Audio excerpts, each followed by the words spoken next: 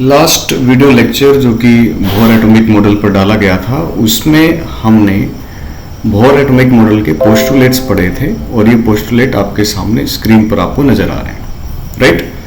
कुछ बेसिक चीज़ें हमने इसके बारे में स्टडी किया था, आज उससे आगे चलेंगे हम।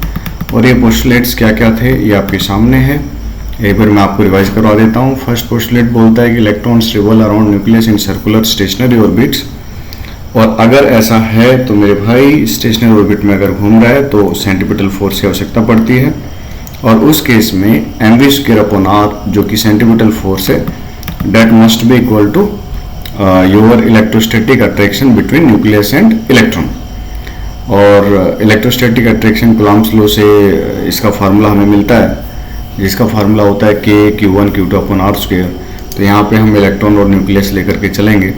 तो ये सारी बातें हमारे पास में हो गई थी और एट लास्ट हमारे पास में ये रिजल्ट आया था mv²/r = kZe²/r², राइट। पूरा एक्सप्लेन किया है, एक बार पीछे जाकर के लास्ट जो वीडियो लेक्चर डाला है पार्ट 1 के नाम से, उसको एक बार आप देख लीजिए। स्टेशनरी ऑर्बिट की कंडीशन भी आपको बताई गई थी। स्टेशनरी का मतलब होता है कि उस ऑर्बिट का जो सरकमफ्रेंस है वो चेंज नहीं होगा, और circumference you know very well 2πr। तो यहाँ से स्टेशनरी ऑर्बिट की कंडीशन निकल के आती है जो आपके सामने यहाँ पे लिखी गई है, 2πr = n λ। यहाँ पर ये स्टेशनरी ऑर्बिट की कंडीशन है। इसके बाद में सेकंड पोस्टुलेट एंगुलर मोमेंटम के बारे में था, जिसने कहा था कि एंगुलर मोमेंटम इंटीग्रल मल्टीपल होता है, मतलब mvr = nh/2π। और थर्ड पोस्टुलेट ये बोलता था कि जब एक इलेक्ट्रॉन हाई एनर्जी स्टेट से लोअर एनर्जी स्टेट में जंप करता है तो एक रेडिएशन निकलती है, और उस रेडिएशन की जो एनर्जी है E, उसका फार्मूला होता है E2 - E1। E2 अपर स्टेट की एनर्जी है और E1 लोअर स्टेट की एनर्जी है। आप इसको ये भी बोल सकते हैं, E2 मीन्स आपके पास में यहाँ पे EI है ना, राइट। E2 जो है वो EI stands for initial energy, और E1 EF stands for final energy level की जो एनर्जी है, मतलब लोएस्ट स्टेट की, ठीक है। तो ये हमने लास्ट टाइम पढ़ा था, आज हम इसके आगे चलेंगे, ठीक है। आज हम क्या बात करेंगे, आज हम बात करेंगे यहाँ पर आपसे कि भाई आपकी जो है कुछ चीजें we will find out about the electron. आज के वीडियो लेक्चर में we will find out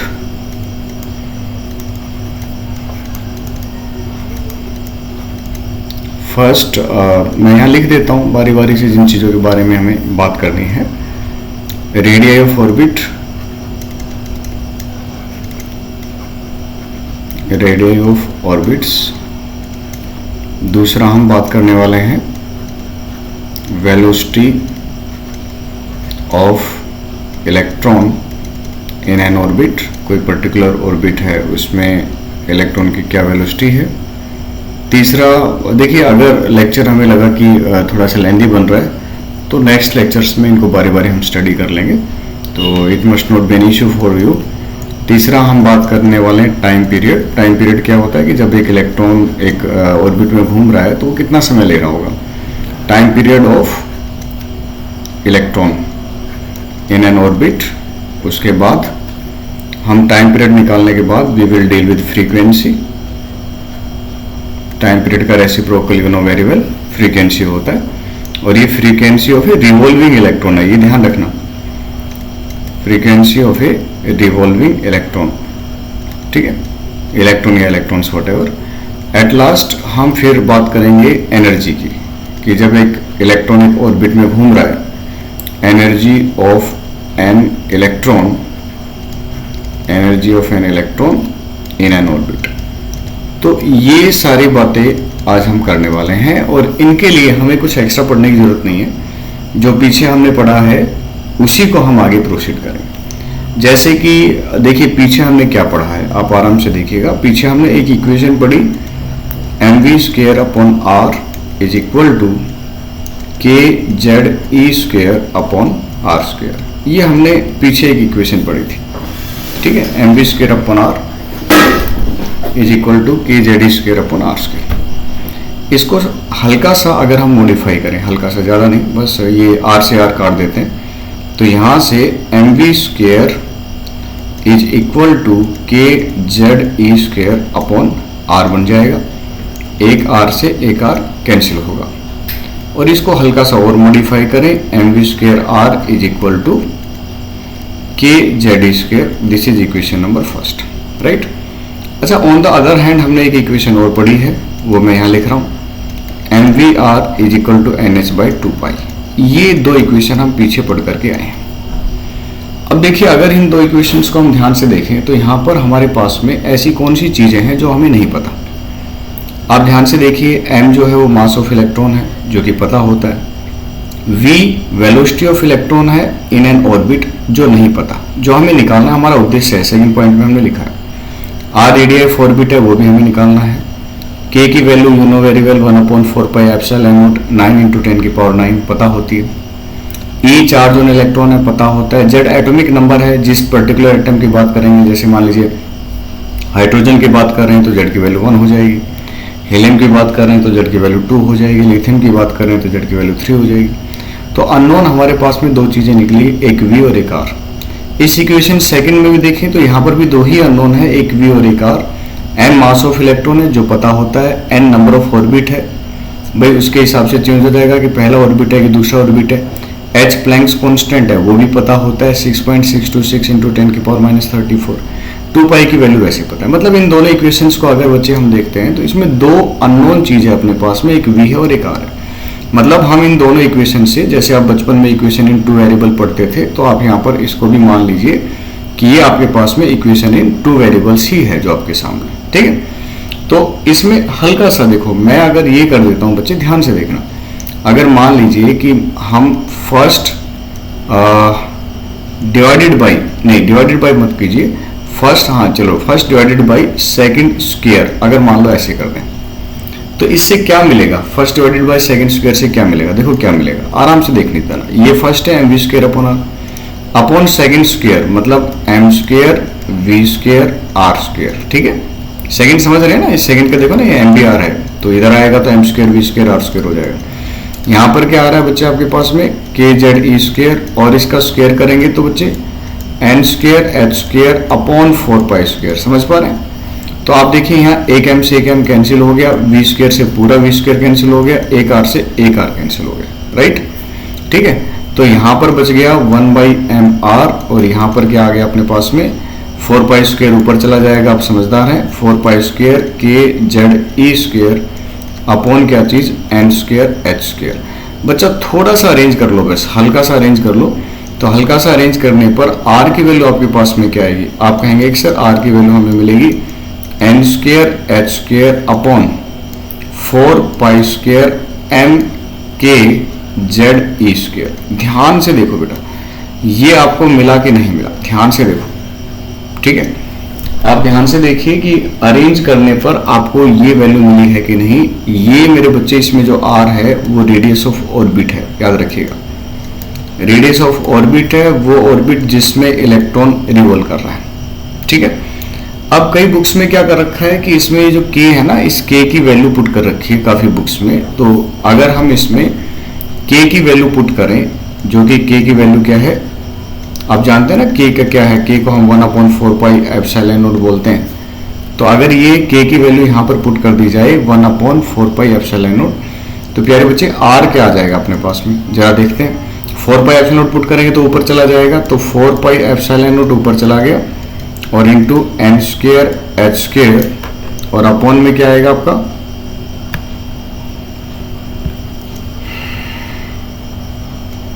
upon में आपका क्या है 4 pi square M Z E square. के की वैल्यू पुट कर दिया बेटा 1/4 पाई एप्सिलॉन नॉट, वो 1/4 पाई एप्सिलॉन नॉट जो है ना ऊपर चला गया, 4 से 4 कैंसिल, पाई से पाई कैंसिल, ठीक है। तो आर का ये फॉर्मूला बन जाता है आपके पास में कि epsilon not an square H square upon, ठीक है, अपॉन एक पाई बच गया था, एक कैंसिल हो गया था, पाई एम जेड ई स्क्वायर। हो सकता है कि किसी बुक में आपको ये आर का फार्मूला मिले, तो बोथ आर करेक्ट, दोनों फार्मूले बिल्कुल करेक्ट है सर, 100% करेक्ट, इनमें कहीं कोई गलती नहीं है, ठीक है। अच्छा, अब इसमें हमारे लिए इंपॉर्टेंट चीजें क्या है, क्या ये पूरा फार्मूला हमें याद करने की जरूरत है, तो मैं कहूँगा कि देखो याद कर लेना चाहिए, वैसे तो अच्छी बात है, लेकिन अगर याद नहीं भी होता है तो टेंशन मत लो। इसमें जो इम्पोर्टेंट चीज़ है वो मैं अभी बताने वाला हूँ कि क्या है, ठीक है। यहाँ से एक बात क्लियर करो यहाँ पे पहले कि इस फॉर्मूले से या ऊपर वाले फॉर्मूले से एक बात आपके सामने यहाँ पे 3 पॉइंट जिनके ऊपर ना कई बार कंसेप्चुअल क्वेश्चन बन जाते हैं। आप ध्यान से इन दोनों फॉर्मूले को देखो, चाहे आप इस फॉर्मूले को देखो या फिर आप नीचे वाले को देखो, किसी को भी आप एक को देख लो, आपकी मर्जी। पहली बात यहाँ पे आपको मिलेगा कि R directly proportional to n square, सबसे इंपॉर्टेंट बात है sir, R directly proportional to n square. What is n denotes the orbit, कि भाई आपका ऑर्बिट कौन सा, आपकी सेल कौन सी है, पहला ऑर्बिट है, दूसरा ऑर्बिट है, तीसरा ऑर्बिट है। तो यहाँ से कंसेप्चुअल क्वेश्चन बन जाता है कि भाई आप मुझे बताओ कि R1 ratio R2 ratio R3 ratio क्या होता है, ये बताओ। तो इसके आंसर में आप कहेंगे कि सर देखिए R1 का मतलब है कि पहला ऑर्बिट का रेडियस पहली सेल के लिए, फिर R2 का मतलब है दूसरा ऑर्बिट का रेडियस। तो भाई हम जानते हैं कि R directly proportional to n square है, तो आपका आंसर क्या आएगा, 1 का स्क्वायर रेशियो 2 का स्क्वायर रेशियो 3 का स्क्वायर रेशियो 4 का स्क्वायर एंड सो ऑन। समझ गए? मतलब कि क्या आंसर आएगा आपका 1 ratio 4 ratio 9 ratio 16 and so on. पहली बात तो ये क्लियर कर लेनी चाहिए आपको। दूसरा, अगर आप और देखते हैं ध्यान से तो आपका क्या क्या कंक्लूजन्स निकल रहा है, इनके ऊपर कंसेप्चुअल क्वेश्चन बनते हैं ना सर, तो ये चीज जरूरी हो जाती है। दूसरा आप देख पा रहे हैं यहाँ पे कि जो R है that is inversely proportional to Z, और what is Z? Z is your atomic number, अगर आप देख पा रहे हैं तो। तीसरा एक चीज और देखिए, अगर आपको क्लियरली दिखा दे रहा है तो R is inversely proportional to mass. What is M? यहाँ पर जो M है ना बच्चा, वो मास ऑफ इलेक्ट्रॉन है। अब इसकी कहाँ जरूरत पड़ेगी, ये मैं आपको जब न्यूमेरिकल्स करवाऊंगा ना तब मैं आपको बड़े प्यार से बता दूंगा कि हाँ R inversely proportional to M की जरूरत कहाँ पड़ती है, ठीक है।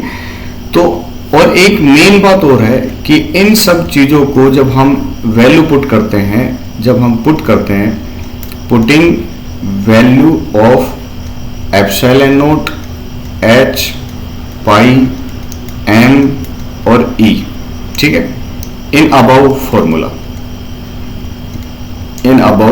फॉर्मूला, तो हमारे पास में एक छोटा फार्मूला और आ जाता है। पहले तो हमें ये 3 बातें भाई हर हाल में जो है ना पता होनी चाहिए कि R का n स्क्वायर से डायरेक्टली प्रोपोर्शनल का रिलेशन है, Z से उल्टा रिलेशन है और मास से उल्टा रिलेशन है, ये पता होना चाहिए हमें, कहीं ना कहीं ये यूज होगा। तो जब इस फॉर्मूले में हम वैल्यूज पुट करते हैं तो हमारे पास में बच्चे एक फॉर्मूला और निकल के आ जाता है रेडियस का, और वो फॉर्मूला क्या है वो तो आपको हर हाल में याद होना चाहिए। वो फॉर्मूला है आपके पास में R is equal to 0.529 right n square by Z, और ये वैल्यू आती है एंगस्ट्रॉन में। किस में निकल के आती है ये वैल्यू? एंगस्ट्रॉन में। एंगस्ट्रॉन समझते हैं, है ना, एंगस्ट्रॉन समझते हैं। एंगस्ट्रॉन का मतलब क्या होता है? 1 एंगस्ट्रॉन इज इक्वल टू 10 की पावर -10 मीटर। तो आप यहाँ से क्या देख रहे हैं यार, जो ऑर्बिट की रेडियस है ना वो काफ़ी स्मॉल है। आप देखो 10⁻⁻10 मीटर। अगर मान लो मैं H एटम की बात करूँ, है ना, मैं हाइड्रोजन एटम की बात करता हूँ, तो हाइड्रोजन एटम के लिए Z इज इक्वल टू 1 होता है। और हम ये भी जानते हैं कि H एटम में एक ही इलेक्ट्रॉन होता है, ओनली 1 इलेक्ट्रॉन। ये आप जानते हो कि नहीं जानते? अगर नहीं जानते तो भाई पता होना चाहिए बात। एक इलेक्ट्रॉन होता है और वो इलेक्ट्रॉन किस में घूमता है? n इज इक्वल टू 1 में। तो हाइड्रोजन एटम के लिए अगर आप ग्राउंड लेवल की बात करेंगे या n इज इक्वल टू 1 की बात करेंगे तो आपकी R पता कितनी आएगी? 0.529 एंगस्ट्रॉन। 0.529 एंगस्ट्रॉन समझते हैं? ये R1 बोल देता हूं मैं इसको ना, R1 सही रहेगा। ये पहले ऑर्बिट की रेडियस है, ग्राउंड लेवल के करस्पॉन्डिंग जो इलेक्ट्रॉन है उसके ऑर्बिट की रेडियस है। तो ये आपके पास में आ गया 0.529 इंटू 10 की पावर -10 मीटर। और इसको ना हम ऐसे भी लिख सकते हैं, एक डेसिमल को मैं और ले लेता हूँ, तो 5.29 इंटू 10 टू पावर -11 मीटर। इसको कई बुक्स में 5.3 भी लिख रखा है ऐसे करके, 5.3 इंटू राउंड ऑफ करके -11 मीटर। तो ये पहले ऑर्बिट की रेडियस है। आप देखो 10 टू पावर -11 मीटर। आप इमेजिन कर सकते हैं कितना छोटा होगा यार। मतलब डेसिमल भी लगाओ तो 10 जीरोज लगेंगे इसमें आगे, फिर जाके कहीं 53 आपको 90 फिर 53 लिखना पड़ेगा। समझ रहे हैं बात मेरी? तो इतना छोटा रेडियस, बहुत छोटा रेडियस है। तो ये है आपके पास में radius of orbit, radius of orbit, right. तो जो फॉर्मूले इसमें इंपॉर्टेंट बनते हैं वो आपके सामने यहाँ पे लिखे गए हैं कि r is equal to 0.529 m²/z, या फिर आप ये वाला याद कर लो, ये जो भी डब्बे में मैंने बंद कर दिए ये आप याद कर सकते हैं, ठीक है। इनका यूज है सर, डेरिवेशन भी इंपॉर्टेंट है एज वेल एज ये जो फार्मूले हैं ये भी इंपॉर्टेंट है, चीजें सारी ही इंपॉर्टेंट, ओके। अब एक बात देखिए जरा, इसके ऊपर अगर मान लो मैं कुछ क्वेश्चंस लेता हूँ, एक बार एक क्वेश्चन ले लेते हैं इसके ऊपर। CBSE 2010 में ये क्वेश्चन आया हुआ है और मैं आपके सामने लिखता हूँ कि क्या क्वेश्चन है, ठीक है। क्वेश्चन भी साथ के साथ थोड़े ले लेते हैं, एक आधे क्वेश्चन ले लेते हैं। CBSE 2010 में ये क्वेश्चन जो था वो देखा गया था और इसमें बोला था कि the radius of innermost orbit,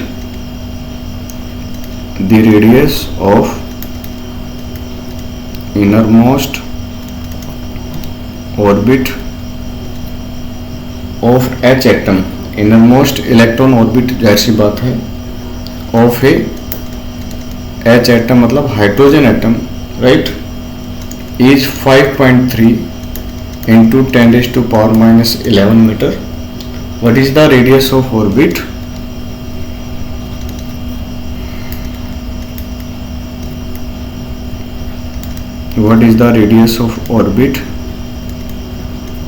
in second excited state। हाँ, आपको ये भी बताना है एक्चुअली मुझे कि सेकंड एक्साइटेड स्टेट क्या होता है, थर्ड एक्साइटेड स्टेट क्या होता है, ये क्वेश्चन आया। तो बच्चा पता है क्या होता है, पहले तो ये समझो कि ये एक्साइटेड स्टेट का क्या फंडा है, क्योंकि ये समझना जरूरी है। अब इसमें एक्साइटेड स्टेट शब्द यूज हो रहा है, हालांकि मैं इसको दोबारा भी बताऊंगा जब मैं एनर्जी पढ़ाऊंगा ना आपको, एनर्जी ऑफ इलेक्ट्रॉन, तो उसमें भी आपको ये बताया जाएगा। लेकिन हल्का सा मैं आपको आइडिया दे देता हूँ कि मान लो कि ये इलेक्ट्रॉन जो है n=1 सेल में बैठा हुआ है। आपको अच्छी तरह से पता है कि हाइड्रोजन में जो इलेक्ट्रॉन होता है वो n=1 सेल में होता है ना, एक ही तो इलेक्ट्रॉन होता है ना, तो पहले ही तो ऑर्बिट में होगा। तो ये जो n=1 है ना, इसको बोलते हैं सर ग्राउंड स्टेट, इसको ग्राउंड स्टेट बोलते हैं। अच्छा, आपको ये भी पता होगा कि जब इलेक्ट्रॉन्स को एनर्जी दी जाती है तो एक्साइटेड होकर के ऊपर चले जाते हैं, ये बात भी आप जानते होंगे। तो जैसे मैं इसको एनर्जी दूंगा तो ये एक्साइटेड होकर ऊपर जाएगा, तो ऊपर किस में जाएगा, ये n=2 में। इसको बोला जाता है फर्स्ट एक्साइटेड स्टेट, इसको बोला जाता है फर्स्ट एक्साइटेड स्टेट। अच्छा, ये कौन सा होगा, n=3, इसको बोला जाता है सेकंड एक्साइटेड स्टेट। ये सारी की सारी एक्साइटेड स्टेट्स हैं। एक्साइटेड स्टेट समझ रहे हो ना, कि एनर्जी दो, एनर्जी देने के बाद ऊपर जाना, ऊपर जो भी स्टेट है वो सारी एक्साइटेड स्टेट्स हैं। n=4 कौन सी एक्साइटेड स्टेट है, ये है थर्ड एक्साइटेड स्टेट, ये थर्ड एक्साइटेड स्टेट, राइट। तो इस तरह से एक्साइटेड स्टेट्स हैं। तो इनर मोस्ट का मतलब क्या है सर, इनर मोस्ट लिखा हुआ है, इनर मोस्ट का मतलब n=1 के क्रोस्पॉन्डिंग, सबसे अंदर वाला तो n=1 ही होगा ना, उसके क्रोस्पॉन्डिंग जो रेडियस है r1 वो इसने दे रखी है 5.3 × 10⁻11 मीटर, जो कि होती है, ये आपके सामने यहाँ बताया हुआ है मैंने कि हाँ इतनी होती है। फिर ये कह रहा है कि सेकंड एक्साइटेड की रेडियस निकालो यार, जो सेकंड एक्साइटेड स्टेट के क्रोस्पॉन्डिंग जो ऑर्बिट होगा ना, सेकंड एक्साइटेड, ये क्या लिख दिया मैंने यार, एक्साइटेड, ये ऐसे, सेकंड एक्साइटेड स्टेट के क्रोस्पॉन्डिंग निकालो। तो सेकंड एक्साइटेड स्टेट का मतलब है n=3, तो मतलब आपको r3 निकालनी है। यार एक बात बताओ, कुछ और तो चेंज नहीं हुआ है ना भाई, और कुछ चेंज हुआ है तो बताओ आप मुझे। नहीं, कुछ भी चेंज नहीं हुआ है, बस यहाँ पे ऐसा है भाई कि जो r है that is directly proportional to n², केवल n चेंज हो रहा है तो हम n का ही लेकर के चलेंगे। तो r directly proportional to n², और अगर r directly proportional to n² है तो इसका मतलब r3/r1 जो आएगा वो क्या आएगा, 3 का स्क्वायर अपॉन 1 का स्क्वायर, मतलब कि 9/1 आएगा। तो मेरे बच्चे हम यहाँ से ये बोल सकते हैं कि r3 = 9/r1, तो इसको 9 से मल्टीप्लाई कर दो। उम्मीद है आसान सा क्वेश्चन है, ये आराम से आपको बन जाएगा और ये आंसर आपका सोल्व कर लेना है इसको, ये आ जाएगा 4.77 × 10⁻10 मीटर। अब ये मत कहना सर ये 10⁻10 कहाँ से आ गई, सोल्व करना आपका काम है सर, डेसिमल को आगे पीछे ले जाना आपका कार्य है। और फिर भी किसी बच्चे से कैलकुलेशन ना हो इतनी आसान वाली तो बता देना, कोई संकोच की बात नहीं है। समझा भी देंगे कि भाई ये कैसे 10 की पावर -10 हो गया, है ना। तो रेडियस पे मैंने आपको बताया कि भाई इस तरह के क्वेश्चंस आते हैं, रेशियो वाले क्वेश्चन आ सकते हैं कि फर्स्ट का रेडियस आपको दे दिया, सेकंड का आपको पूछ लिया, ठीक है। एक क्वेश्चन ऐसा और भी, हालांकि मैं तो पहले ही आपको बता चुका हूँ, चलो एक क्वेश्चन और ले लेते हैं रेडियस पे यार, फिर उसके बाद वेलोसिटी पे चलेंगे, ठीक है। क्वेश्चन 2 लेते हैं, राइट, एक क्वेश्चन और ले लेते हैं। दिस वाज बच्चे क्वेश्चन नंबर 1, ठीक है। एक क्वेश्चन इसके ऊपर और लेते हैं, ऐसे ही मिलेंगे आपको रेडियस के ऊपर, और एक फिर लूंगा जबरदस्त क्वेश्चन, 3 क्वेश्चन लूंगा सर, फिर मैं आगे बढ़ूंगा, ठीक है। फिर हम वेलोसिटी के ऊपर आएंगे, ठीक है। तो क्वेश्चन सेकंड क्या बोलता है ये देखना, ये कुछ क्वेश्चन सेकंड भी ये 2010 के अंदर ही पूछा गया था। इसमें पूछा था what is the ratio of radii of orbit corresponding to first excited state and ground state. What is the, ये मैं ऑलरेडी बता चुका हूं आपको, ratio of radii of orbits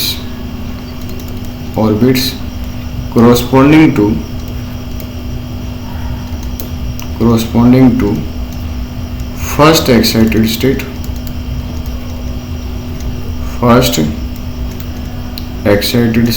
and ground state, ये बोल दिया भाई ने।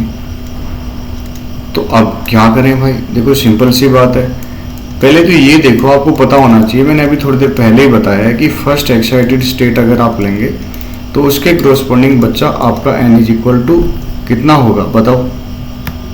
फर्स्ट एक्साइटेड स्टेट के corresponding n is equal to कितना होगा, क्या 1 होगा? अरे नहीं, ऐसी गलती मत करना भाई। फर्स्ट एक्साइटेड स्टेट के corresponding n is equal to 2 होता है, बड़े प्यार से आपको समझाया गया। और जो ग्राउंड स्टेट है, ग्राउंड स्टेट के corresponding आपका n इज इक्वल टू 1 होता है। तो रेडिया ऑफ ऑर्बिट बतानी है, सीधी सी बात है कि वी नो कि भैया r is directly proportional to n square, right. r is directly proportional to n square. अगर ऐसा है तो एक काम करता हूँ, ये n इजिकल टू 1 है ना, तो इसको r1 बोल देते हैं, इसको r2 बोल देते हैं। तो भाई r2 बाई r1 क्या आएगा आपके पास में, 2 का स्क्वायर अपॉन 1 का स्क्वायर, मतलब कितना हो जाएगा 4:1। उम्मीद है आप समझ गए होंगे, आसान सा क्वेश्चन था। अच्छा, एक इसमें आपने देखा z एक क्वेश्चन आया हुआ है रेडियस के फॉर्मूले में, ठीक है। तो उस z का क्या फंडा है, वो पहले फंडा समझो आप। एक आपके पास ना H लाइक एटम्स होते हैं, H लाइक एटम्स, ठीक है। क्या होते हैं? H लाइक है यार, ये H नहीं है। जैसे एग्जाम्पल के तौर पर helium positive, lithium plus plus, plus plus मतलब 2 पॉजिटिव। अच्छा, हीलियम के पास में 2 इलेक्ट्रॉन होते हैं, जानते हो ना। अगर हीलियम पॉजिटिव होगा तो केवल 1 इलेक्ट्रॉन उसके पास रहेगा। लिथियम के पास में 3 इलेक्ट्रॉन होते हैं, 2 प्लस है, इसका मतलब 2 चले गए, तो कितना बचा 1 इलेक्ट्रॉन। और हाइड्रोजन में भी कितना होता है 1 इलेक्ट्रॉन, ठीक है ना। तो ये जो एग्जाम्पल आपके सामने लिए हैं, ये एग्जाम्पल H लाइक स्पेक्ट्रम के क्वेश्चन है, ठीक है ना, H लाइक चीजें कैसे, ठीक, राइट। तो क्वेश्चन क्या है सर, क्वेश्चन ये है कि मान लो कि मैं आपको हाइड्रोजन एटम की आपको कुछ रेडियस दे दूं और मैं आपको हीलियम के बारे में पूछ लूं। जैसे कि ये क्वेश्चन मैं फ्रेम कर देता हूं कि भाई आपके पास में ग्राउंड स्टेट के लिए या फर्स्ट ऑर्बिट के लिए, है ना, फॉर H एटम के लिए आप जानते हो R1 में अभी थोड़ी देर पहले डिस्कस कर रहा था 5.3 इंटू 10 की पावर -11 मीटर। और मैं पूछना चाह रहा हूं कि फाइंड R1 फॉर हीलियम, ये पूछना चाह रहा हूं, ठीक है। अच्छा, H एटम की R1 आपको दे रखी है और हीलियम की R1 आपसे पूछी है। तो अब यहाँ पर जो चीज़ है, यहाँ पर n तो सेम है ना, तो n को तो लेना ही नहीं है। यहाँ पे सारा लफड़ा z का है। यहाँ पर हम कहेंगे कि भाई वी नो कि आपकी जो रेडियस है that is directly proportional, inversely proportional to z। और अगर ऐसा है बच्चे, तो इसका मतलब R helium upon R hydrogen, this must be equal to Z hydrogen upon Z helium, ठीक है। हाइड्रोजन का एटॉमिक नंबर 1 होता है, हीलियम का 2 होता है। तो इसका मतलब मेरे बच्चे R of helium is equal to 1/2 times R of hydrogen. तो कितना हो जाएगा 1/2 इंटू 5.3 इंटू 10 की पावर -11। तो आगे सोल्व करना आपका काम है, डिवाइड तो आप कर ही लेंगे। तो अगर कहीं H लाइक एटम्स आ जाए तो वहाँ वो क्वेश्चन जो है वो एटॉमिक नंबर से भी जुड़ा होता है। तो ये बातें आपको पता होनी चाहिए कि n से क्या बनेगा और जेड से क्या बनेगा। ठीक है, ये आपको ये चीज़ें जो थी वो आपको पता होनी चाहिए। इसके बाद में हम बात कर लेते हैं, एक बड़ा ही ज़बरदस्त क्वेश्चन है जो कि सीबीएसई में ही पूछा गया था और 2017 के अराउंड पूछा गया क्वेश्चन है। यस, 2017। बहुत ज़बरदस्त क्वेश्चन है, मैं इसको अच्छी कैटेगरी में रखता हूँ। काफ़ी बच्चे जो हैं इससे चकरा गए थे इस क्वेश्चन से। Question 4 most important. क्यों चकरा गए थे ये भी मैं बताऊंगा कि इसमें आखिर ऐसा था क्या कि बच्चे जो है वो चकरा गए। पहले क्वेश्चन लिखता हूं मैं। इसने बोला कि find the wavelength, find the wavelength of an electron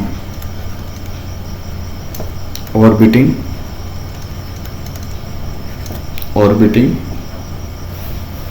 in ground state, orbiting in ground state of H atom, ये इसने बोला। ठीक है, अब देखिए बच्चे जो है ना वो सोचे, अभी आगे जब स्पेक्ट्रम की बात करेंगे ना, हाइड्रोजन स्पेक्ट्रम, जब एक इलेक्ट्रॉन एक्साइटेड स्टेट से किसी भी अपर एक्साइटेड स्टेट से लोअर एक्साइटेड स्टेट या ग्राउंड स्टेट में जंप करता है तो उससे एनर्जी निकलती है और उस एनर्जी की भी अपनी ना एक वेवलेंथ होती है।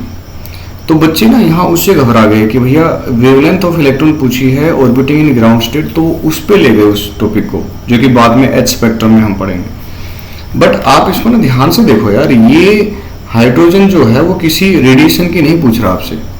ये हाइड्रोजन ये जो वेवलेंथ है वो किसी रेडिएशन की आपसे नहीं पूछ रहा है, ये वेवलेंथ आपसे इलेक्ट्रॉन की पूछी जा रही है। अब इस क्वेश्चन को करने के भी दो तरीके हैं। आप वेवलेंथ ऑफ इलेक्ट्रॉन की पूछ रहे हैं और कौन से इलेक्ट्रॉन की पूछ रहे हैं, उस इलेक्ट्रॉन की पूछ रहे हैं जो कि ग्राउंड स्टेट में चक्कर काट रहा है। अब यार ग्राउंड स्टेट में चक्कर काट रहा है, इसका क्या मतलब है बेटा? ग्राउंड स्टेट जो है, ग्राउंड स्टेट का मतलब आप जानते हो n=1 होता है, बताने की जरूरत तो है नहीं। ठीक है ना, बताने की जरूरत नहीं है, n=1 होता है।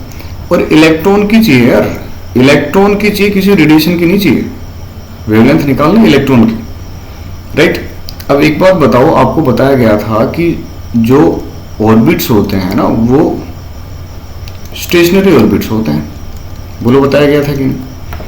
और स्टेशनरी ऑर्बिट्स के लिए एक कंडीशन भी बताई होगी सर ने, मतलब कि मैंने 2πr = n लैम्डा। आ गया याद? मेरे हिसाब से आ गया होगा याद। तो ये 2π, अच्छा r की वैल्यू कितनी होती है हाइड्रोजन एटम में ग्राउंड स्टेट के लिए? बहुत बार डिस्कस हो चुका है, 5.3 × 10⁻⁻11 हो चुका है सर डिस्कस। n की वैल्यू 1 और इंटू में लैम्डा। तो मेरे बच्चे यहाँ से आप लैम्डा की वैल्यू निकाल लेंगे सोल्व करने के बाद, और मैं लिख देता हूं कि वो लैम्डा की वैल्यू 3.32 × 10⁻⁻10 मीटर आ जाएगी। मतलब कि आप इसको बोल सकते हैं 3.32 एंगस्ट्रॉम। ठीक है, तो ये क्वेश्चन काफी अच्छा क्वेश्चन है क्योंकि इसमें कंफ्यूजन के चांसेस है। आगे वेवलेंथ के फॉर्मूले और भी आएंगे, याद रखना। अभी तो बोर मॉडल की शुरुआत हुई है, आगे फॉर्मूले और भी आएंगे। इसका दूसरा तरीका क्या हो सकता था, दूसरा तरीका भी देख लीजिए, और अल्टरनेटिव मेथड। एक बात बताएं, इलेक्ट्रॉन की बात हो रही है। इलेक्ट्रॉन जो है वो एक पार्टिकल है, ठीक है ना। इलेक्ट्रॉन इज ए पार्टिकल, और पार्टिकल की जो वेवलेंथ है वो कौन सी होती है? De Broglie wavelength. याद आया कुछ? Unit 7th dual nature of matter. Electron is a particle, so it is a matter ना, तो इसकी डी ब्रोगली वेवलेंथ होगी। और डी ब्रोगली वेवलेंथ है तो भैया डी ब्रोगली वेवलेंथ का फॉर्मूला h/mv होता है, समझ रहे हो? ठीक है, तो h क्या है अपने पास में? 6.626 × 10⁻⁻34, और मास कितना होता है? 9.1 × 10⁻31 इनटू में v। अब बात यहां पे अटक गई कि v कितना है, ठीक है ना। बात यहां पे अटक जाती है कि जब एक इलेक्ट्रॉन ग्राउंड स्टेट में घूम रहा है तो उसकी वेलोसिटी कितनी है सर। अब ये वेलोसिटी वाला डेरिवेशन मैंने आपको अभी करवाया नहीं है, मैं यहाँ सीधा वेलोसिटी की वैल्यू पुट कर रहा हूँ, राइट। और ये मान लीजिएगा कि भाई इसकी जो वैल्यू है वो आपको अभी अगले लेक्चर में, या तो इसी लेक्चर में अभी बता दूंगा समय बचा तो, नहीं तो अगले लेक्चर में जरूर बता दूंगा, ठीक है। शायद इसी में बता दूंगा क्योंकि अभी शायद समय है। तो ये जो है ना आपके पास बच्चे, ये जो वेलोसिटी है ये वेलोसिटी ऑफ इलेक्ट्रॉन है इन ग्राउंड स्टेट, ठीक है। ये क्या चीज़ है? Velocity of electron in ground state. जब वो हाइड्रोजन एटम के चारों तरफ चक्कर काट रहा था तो उसकी कितनी वेलोसिटी थी? तो भैया उसकी जो वेलोसिटी होती है ना बच्चा, मैं यहाँ वैल्यू पुट कर रहा हूँ, सोल्व करना आपका काम है, वेरीफाई करना आपका काम है। अगर वेरीफाई करने पर आंसर ठीक आ जाता है तो यस सर का कमेंट लिखिए कि हाँ सर आंसर ठीक आ गया है। तो 9.1 इंटू 10⁻⁻31 और इंटू आपकी वेलोसिटी होती है ग्राउंड स्टेट की 2.18, कहाँ से आई इंतजार कीजिए, इंटू 10⁶ मीटर पर सेकेंड। और इसको सोल्व करना आपका काम है और ये आपका आंसर मैच होना चाहिए। अगर नहीं मैच हो रहा है तो मतलब कहीं कुछ आपने गड़बड़ की है, ठीक है। Check your calculations. Ground state की वेलोसिटी जो है, इलेक्ट्रॉन जब ग्राउंड स्टेट में चक्कर काट रहा है तो किस वेलोसिटी चक्कर काटता है? वो 2.18 इंटू 10⁶ मीटर पर सेकेंड। अभी जस्ट थोड़ी देर में आपको बता रहा हूँ। तो ये सारी बातें थी रेडियस के बारे में, है ना। किसके बारे में थी? रेडियस के बारे में। यहाँ पर आपके पास में दो इक्वेशन है, मैं एक बार दोबारा आपको बता देता हूँ। इन दोनों इक्वेशंस को छाप लो अपने दिमाग में। यहाँ पर हमने इन दोनों इक्वेशन से डिवाइड करके रेडियस ऑफ ऑर्बिट निकाला है, ठीक है। mv²r is equal to kz² and mvr is equal to nh/2π। इन दोनों इक्वेशन से हमने r निकाला डिवाइड करके। ये आपके सामने है पूरा कि भाई कैसे हमने r फाइंड आउट किया। और r के ऊपर हमने देखे अनेक तरह के अलग अलग प्रकार के क्वेश्चंस। ये देखो आपके सामने इनवर्सली प्रोपोर्शनल, सारा आपके सामने है, ठीक है। तो ये सब आपको करना है, इससे बाहर रेडियस ऑफ ऑर्बिट पे कुछ नहीं पूछने वाला वो। और जो क्वेश्चन 4 है ये जबरदस्त क्वेश्चन था, इसको दिमाग में रखना है। ये ग्राउंड स्टेट के लिए पूछा है, ये फर्स्ट एक्साइटेड स्टेट के लिए भी हो सकता है, सेकंड के लिए भी हो सकता है, थर्ड के लिए भी हो सकता है, याद रखिएगा। अच्छा, अब हम बात करते हैं अगले इस वेलोसिटी के ऊपर, है ना। अब हम बात कर रहे हैं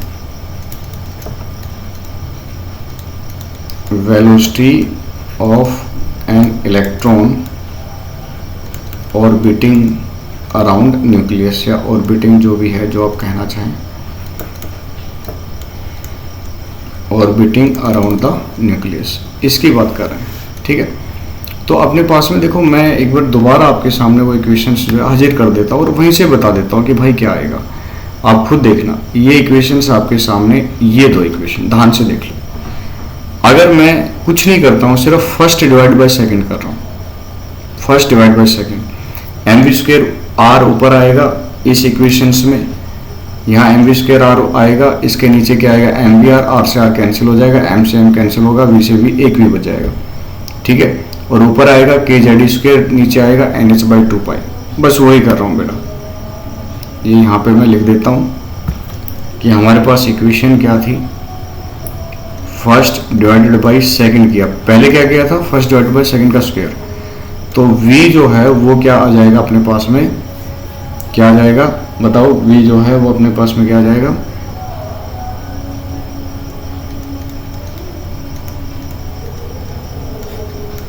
चेक इट कितना आ रहा है कि नहीं, एक बार दोबारा वेरीफाई कर लेते हैं, ठीक है। यहाँ पे इधर साइड में कर लेते हैं। देखो इधर v बच गया, इधर क्या था kz² अपॉन nh/2π, तो ये ऊपर जाएगा तो 2π kze² अपॉन nh, ठीक। यही चीज़ मैंने वहाँ पे लिखी है। केवल डिवाइड करना आपको और कुछ नहीं करना, ज़्यादा कुछ लंबा चौड़ा काम नहीं करना। तो v का फार्मूला आ जाएगा 2π kze² अपॉन nh, ये वेलोसिटी का फार्मूला है। अब जैसे मैं बता रहा हूँ कि कई बुक्स में k की वैल्यू पुट कर देते हैं, तो यहाँ k की वैल्यू पुट करके देख लेते हैं। k की वैल्यू क्या आती है पता है आपको? 1/4πε0, राइट। पाई से पाई कैंसिल, इससे ये कैंसिल, तो ये आ गया ze² अपॉन 2ε0 nh। तो कई बुक्स में v का ये भी फार्मूला लिखा मिलता है, तो आपको घबराना नहीं है कि ये फार्मूला कहाँ से आया, ठीक है। तो यहाँ से एक बात क्लियर है, तीन चीज़ें जैसे वहाँ पर भी क्लियर थी कि v is directly proportional to z, वहाँ पर इन्वर्सली प्रोपोर्शनल टू जेड था, यहाँ डायरेक्टली प्रोपोर्शनल टू जेड है। v inversely proportional to n, वहाँ पर directly proportional to n square था, यहाँ पर इन्वर्सली प्रोपोर्शनल टू n है। और v is independent of mass, ठीक है, मास के ऊपर डिपेंड नहीं करती वेलोसिटी, ये ध्यान देंगे, ठीक है। अगर h एटम के लिए निकालें, फॉर h एटम, ठीक, h एटम के लिए आप जानते हैं z की वैल्यू 1 होती है, यू नो वेरी वेल। अच्छा एक काम और कर लो, यहाँ पर इनकी वैल्यू पुट कर लो यार, इसकी e की वैल्यू पुट कर दो, एप्सिलॉन नॉट की वैल्यू पुट कर दो, n की वैल्यू पुट कर दो, सॉरी n को मत करना, n तो अलग अलग होता है, h की वैल्यू पुट कर दो, जो कॉन्स्टेंट्स हैं उनकी वैल्यू पुट कर दो। e की वैल्यू पता है ना कितनी होती है, 1.6 इंटू 10 की पावर माइनस 19। एप्सिलॉन नॉट की वैल्यू कितनी होती है, 8.85 इंटू 10 की पावर माइनस 12। h की वैल्यू कितनी होती है, 6.626 इंटू 10 की पावर माइनस 34। और बच्चे जब आप इसको सोल्व करेंगे ना मेरे बच्चे, तो आपको v मिलेगा 2.18 इंटू 10 की पावर 6। मैं तो सोल्व करके लिख रहा हूँ, आप देख जानो, z/n मीटर पर सेकेंड, ये मिलेगा सर आपको। ये तो आपको याद रहना ही चाहिए। देखो ऊपर वाला हो सकता है आपको याद ना रहे, लेकिन ये तो याद रहना चाहिए, ठीक है। तो हाइड्रोजन एटम के लिए z इज इक्वल टू 1 है।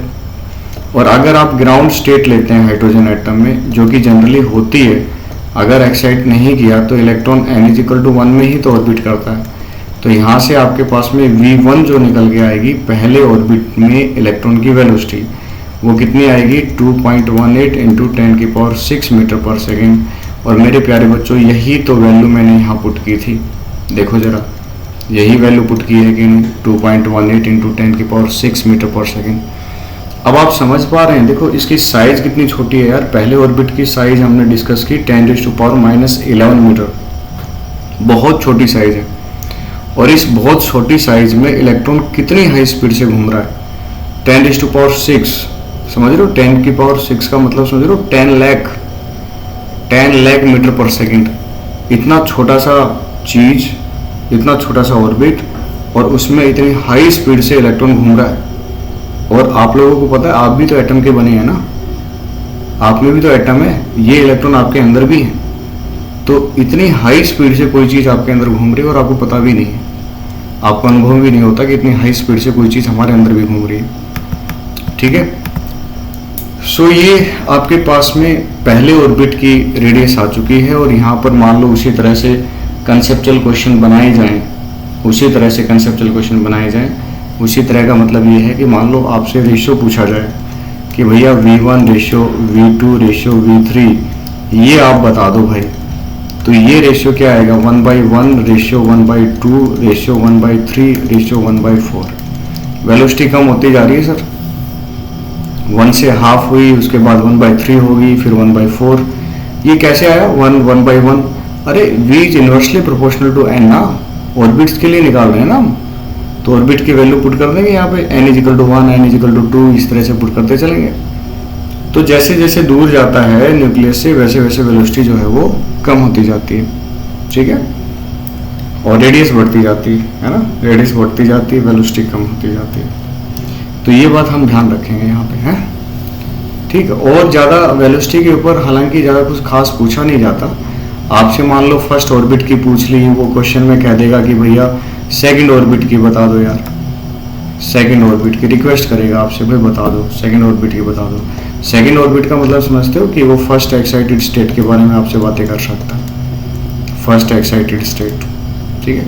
तो इसके कोरोस्पोंडिंग आपका n जो होता है वो 2 होता है, और n 2 है तो v जो है वो अभी बताया इन्वर्सली प्रोपोर्शनल टू n है, तो इसका मतलब v2 जो होगा डेट विल बी v1/2, है ना। तो इससे हाफ हो जाएगी, ठीक है। हाफ का मतलब है 1.09 इंटू 10 की पावर 6 मीटर पर सेकेंड। तो इस तरह से वो आपसे पूछ सकता है। v3 पूछ लेगा, v4 पूछ लेगा, तो ज़्यादा कुछ खास इस पे वेलोसिटी पे बनता नहीं है, ठीक। तो हमने 2 चीज़ें डिस्कस की प्यारे बच्चे। हमने यहाँ पे देखो कितनी कई चीज़ें लिखी हुई है। हमने यहाँ पे लिखा हुआ है रेडियस निकालेंगे, हमने यहाँ लिखा हुआ है वेलोसिटी भी निकालेंगे, हमने लिखा हुआ है टाइम पीरियड फ्रीक्वेंसी निकालेंगे, बाद में एनर्जी की बात करेंगे, है ना। तो हमने रेडियस पढ़ लिया, हमने वेलोसिटी पढ़ लिया। यहाँ पे ये दूसरा पॉइंट था वेलोसिटी वाला, है ना, ये दूसरा पॉइंट था वेलोसिटी वाला। वेलोसिटी भी हमने यहाँ पे रीड कर लिया। अब एक काम करते हैं, टाइम पीरियड भी निकाल लेते हैं। तीसरा जो चीज़ है टाइम पीरियड और फ्रीक्वेंसी ये भी साथ के साथ लपेट लेते हैं, है ना, ये भी कर लेते हैं आपका। तो तीसरा जो है वो हम निकाल रहे हैं टाइम पीरियड। टाइम पीरियड समझते हो, एक इलेक्ट्रॉन को घूमने के लिए, एक चक्कर पूरा करने के लिए कितना समय लगा, एक चक्कर। अगर बात आप 1 साइकिल की कर रहे हैं तो भैया 1 साइकिल के दौरान जो डिस्टेंस कवर करेगा वो बच्चा नहीं, इलेक्ट्रॉन, वो कितना होगा 2πr, है ना। डिस्टेंस 2πr, अरे समझो यार, ये अगर रेडियस r है तो ये टोटल जो डिस्टेंस बना वो कितना बना, 2πr बना। तो डिस्टेंस आपका है बच्चे 2πr, और आपको टाइम जो लगा वो आपका t है, स्पीड जो थी वो आपकी v है। तो आपने बचपन में कभी पढ़ा होगा कि स्पीड इज इक्वल टू क्या चीज़, डिस्टेंस अपॉन टाइम। तो यहाँ से आप क्या बोलेंगे, v is equal to 2πr upon t, और यहाँ से आप क्या बोलेंगे, t is equal to 2πr upon v, right. अब यहाँ पर भाई साहब r की वैल्यू पुट कर दीजिए, m square h square upon 4π square m k z e square, ठीक है। और वेलोसिटी की पुट कर दीजिए, वेलोसिटी की क्या थी, 2π के z e square upon nh। अरे निकाल चुके हैं, ऐसे ना देखो भाई, निकाल चुके हैं ये सारी चीज़ें, ऊपर से पुट नहीं किए हमने। रेडियस का फार्मूला फाइंड आउट कर चुके हैं, वेलोसिटी का फार्मूला फाइंड आउट कर चुके हैं। तो मेरे बच्चे यहाँ से जब आप करोगे तो आपका जो टाइम पीरियड का फॉर्मूला है इसको ऊपर ले जाओ, NH को ऊपर ले जाओगे तो वह n³ और h³ बन जाएगा। तो आपके पास में जो टाइम पीरियड का फॉर्मूला है वो आपके पास में क्या आ जाएगा, 2π से 2π आपका कैंसिल हो रहा है, देख पा रहे। अरे इस 2π से ये 2π आपका कैंसिल, ये तो सेफ बचा हुआ है, ये 4π सेफ बचा हुआ है, NH को ऊपर भेज दिया तो t बन गया n³ h³ अपॉन 4π स्क्वायर और m और k स्क्वायर आ गया आपकी बार, और z स्क्वायर आ गया, e4 बन गया। तो ये आ गया सर टाइम पीरियड का फार्मूला। और यहाँ पे क्लियर है कि t directly proportional to n³ पता होना चाहिए, t inversely proportional to m mass पे भी डिपेंड कर रहा है, और t inversely proportional to z square. ये सारी चीज़ जो है ना वो पता होनी चाहिए आप, ठीक है जी। अब मान लो कि इसको जब हम इनमें वैल्यू पुट करते हैं ना बच्चे, देखो छोटा फार्मूला मैं हर एक का बता रहा हूँ और ये भी बता रहा हूँ। यहाँ पर जब हम h की, n की, k की, e की, इनकी वैल्यू पुट करेंगे तो अपने पास आंसर आएगा 1.53 इंटू 10⁻⁻, माइनस आता है, -16, यस वेरी वेल, -16 आता है, 1.53 इंटू 10⁻⁻16 और n³ अपॉन z स्क्वायर, ये सेकंड में आएगा सर। 10⁻⁻16 सेकंड, क्या समझ पा रहे हो, 10⁻⁻16 सेकंड यार बहुत कम है। ये तो हम चुटकी बजाते हैं, चुटकी बजाने में ना 1 सेकंड लगभग लग जाता है, शायद उससे थोड़ा सा कम लगता होगा ना, 1 सेकंड तो नहीं लगता।